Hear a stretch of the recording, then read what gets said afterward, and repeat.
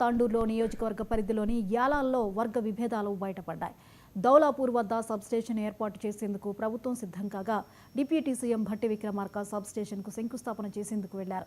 శంకుస్థాపన కార్యక్రమంలో ఏర్పాటు చేసిన ఫ్లెక్సీలో పట్నం మహేందర్ రెడ్డి ఫోటో లేకపోవడంతో పట్నం అనుచరులు నిరసనకు దిగారు. ప్రభుత్వ విప్ ఫోటో లేకుండా కార్యక్రమం ఎలా నిర్వహిస్తారంటూ అధికారులతో వాగ్వాదానికి దిగారు. దీంతో అక్కడ కాసేపు ఉద్రిక్త పరిస్థితి నెలకొంది. రంగంలోకి దిగిన పోలీసులు ఆందోళనకారుల నుంచి అక్కడి నుంచి పంపించారు. ఏం ప్రాబ్లం ఏమున్నది ఎవరైనా చెప్పినా మీకు